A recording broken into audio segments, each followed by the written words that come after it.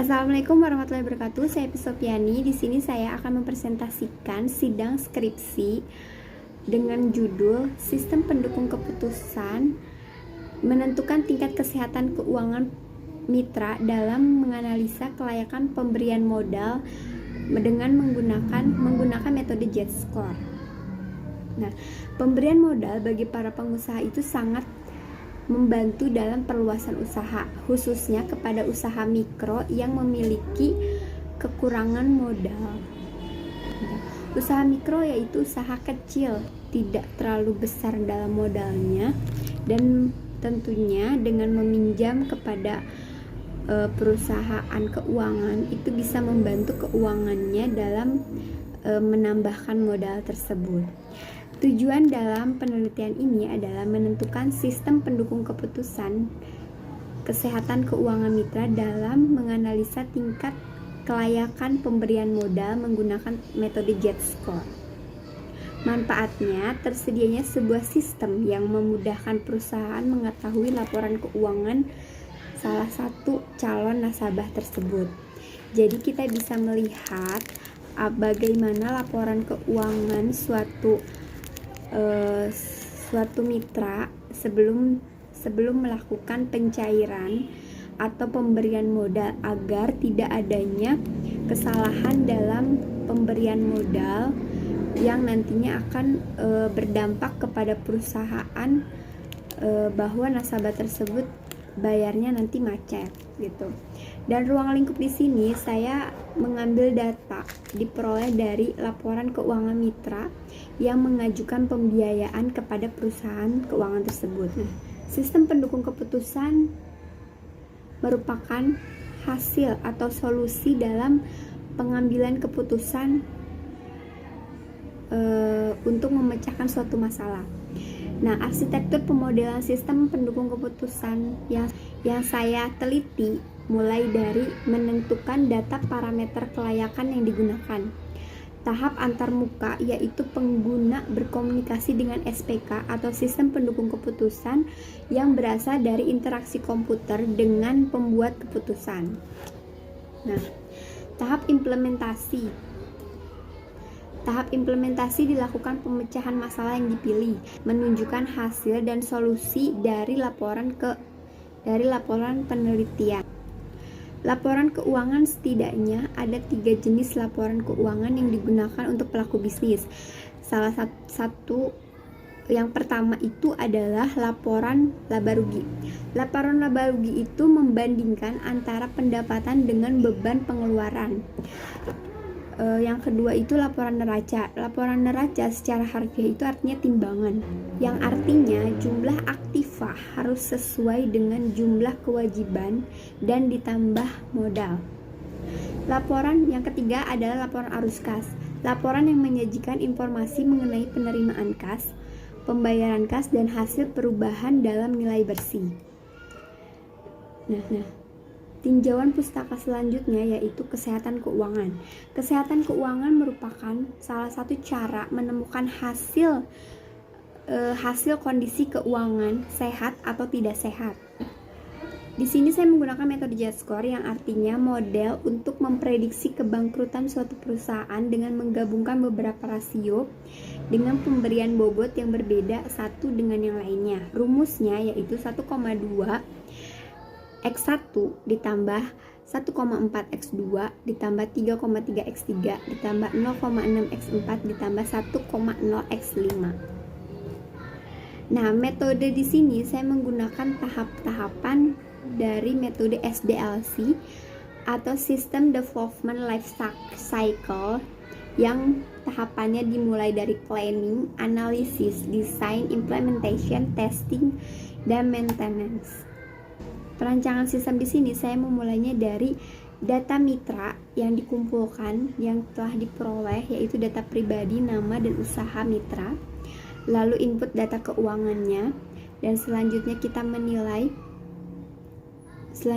menilai kelayakan, menentukan setiap parameter kelayakan.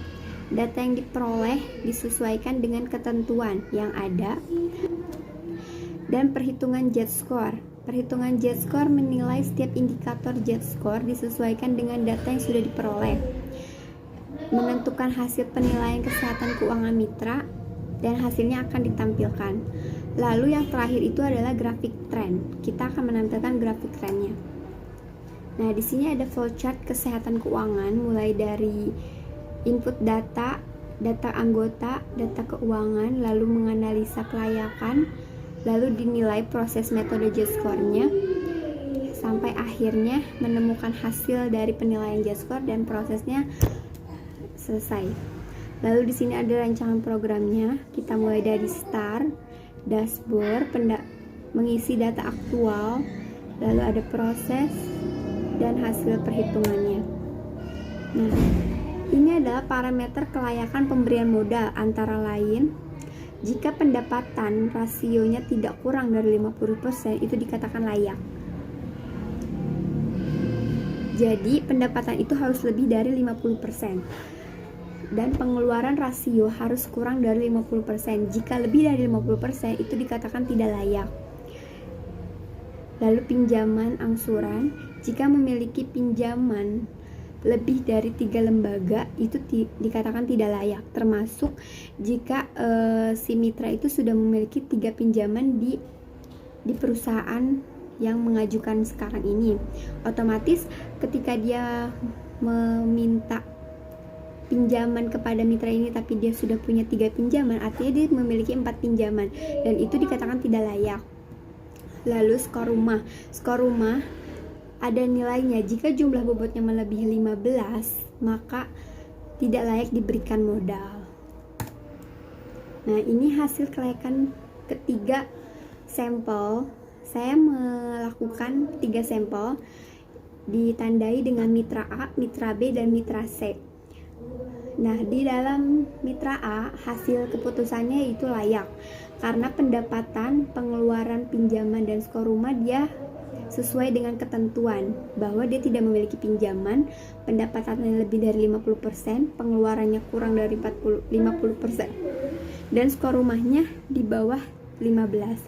Sedangkan mitra B, dia mendapatkan pendapatan yang jauh lebih besar.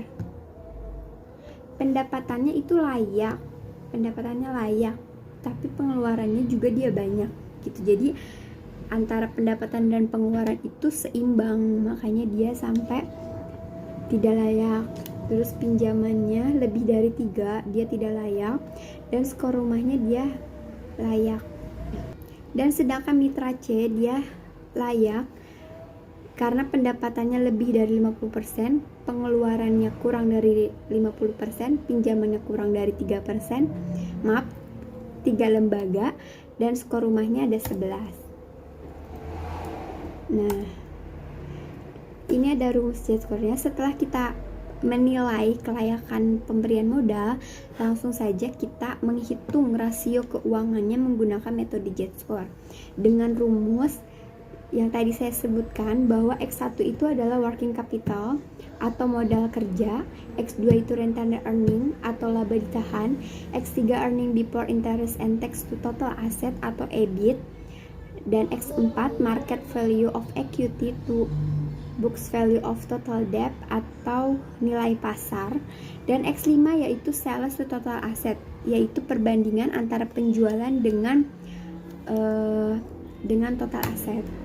Dan ini hasil yang diperoleh adalah bahwa mitra A menghasilkan nilai sehat, mitra B menghasilkan tidak sehat, dan mitra C menghasilkan gray area. Akhirnya yang tidak dapat cair itu adalah mitra B karena dia karena kesehatannya tidak sehat, dan kelayakan yang sudah dinilai juga dia tidak layak gitu. Nah, ini ada grafik Z-score-nya, bisa dilihat. Nah, kesimpulannya yaitu SPK dalam menentukan kelayakan pemberian modal menggunakan metode Z-score cukup membantu dan dalam menentukan kesehatan keuangan calon nasabah tersebut. Dengan masing-masing rasio yang dimiliki, setiap usaha dapat ditentukan dengan jelas oleh penilaian Z-score. Selanjutnya, setelah dinilai dapat dilanjutkan dengan tahap pencairan sesuai dengan kemampuan bayar rasio. Sarannya, penelitian selanjutnya diharapkan dapat menggunakan model-model prediksi kesehatan keuangan dengan metode lainnya agar mendapatkan data yang lebih akurat lagi. Dan sistem pendukung keputusan ini perlu dilengkapi dengan metode lain untuk melakukan perbandingan antara metode Z-score dengan metode lainnya. Sekian dari saya, terima kasih. Wassalamualaikum warahmatullahi wabarakatuh.